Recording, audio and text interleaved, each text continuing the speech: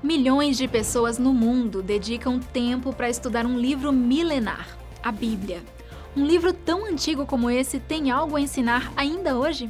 Meu nome é Vanessa Arba e eu vou te explicar por que os adventistas enfatizam tanto o estudo da Bíblia.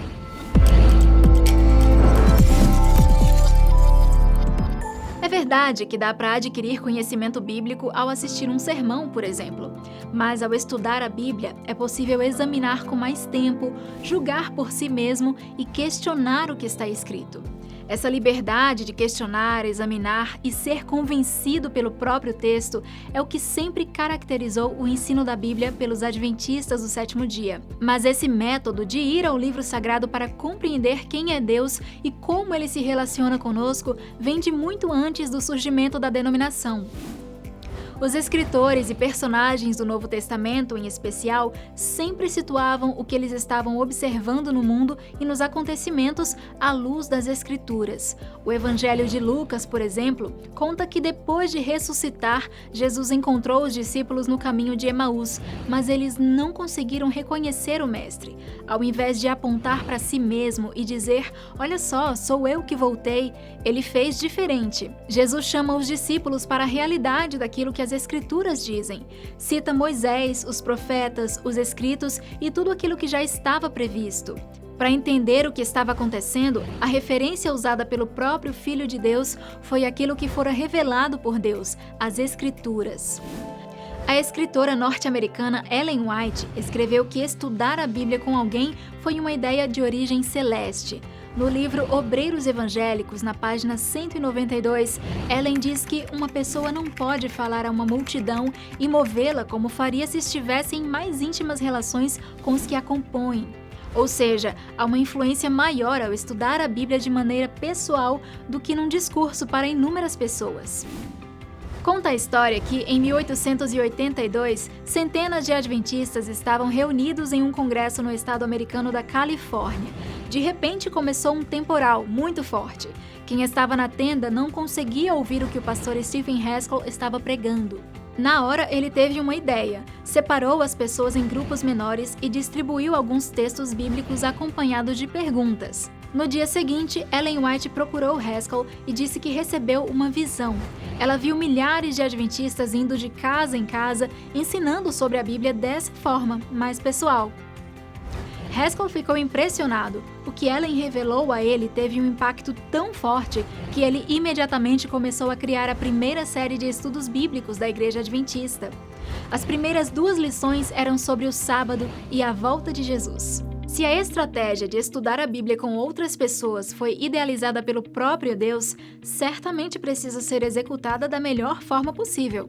E se você quer estudar a Bíblia com alguém, preste atenção nesses passos. Antes mesmo de começar esse ciclo, observe a sua vida pessoal. Pergunte a você mesmo, eu vivo o que ensino? É preciso ser coerente. E se prepare, estude muito sobre o tema previamente. Tenha em mente que você vai mudar a vida de alguém, e isso exige responsabilidade. Uma dica legal é levar alguém junto com você, para orar enquanto você conduz o estudo. Quando chegar na casa da pessoa, seja amável, converse rapidamente e já comece o momento.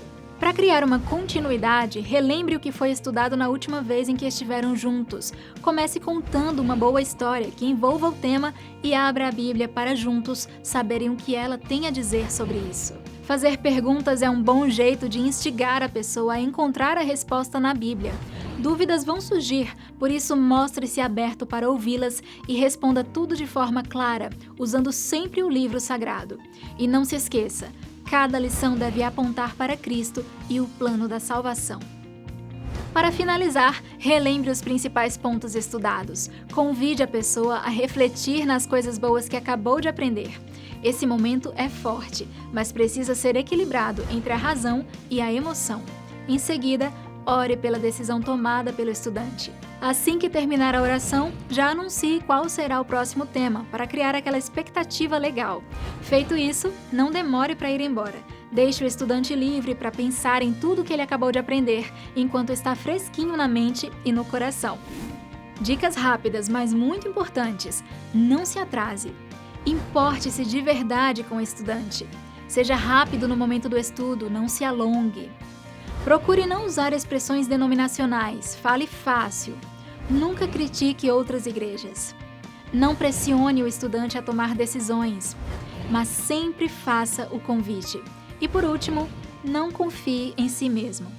No segundo livro de Timóteo, capítulo 3, os versos 14 e 15 dizem assim: Quanto a você, porém, permaneça nas coisas que aprendeu e das quais tem convicção, pois você sabe de quem o aprendeu. Porque desde criança você conhece as sagradas letras, que são capazes de torná-lo sábio para a salvação mediante a fé em Cristo Jesus. E nos 2 versos seguintes, o autor continua: Toda a Escritura é inspirada por Deus e útil para o ensino, para a repreensão, para a correção e para a instrução na justiça, para que o homem de Deus seja apto e plenamente preparado para toda boa obra. A salvação vem pela fé, sim, porém conhecer a Bíblia nos habilita e nos capacita a sermos sábios para receber essa salvação. E quando eu falo de salvação, é sobre ser salvo mesmo, de viver para sempre num lugar sem morte, sem pandemia, sem doença, sem desemprego. Isso é o que a Bíblia promete, mas uma boa notícia dessas não se guarda para si. Você conta para outras pessoas. Nesse caso, você estuda a Bíblia com elas. O que acha de estudar a Bíblia ou iniciar o estudo com alguém hoje mesmo?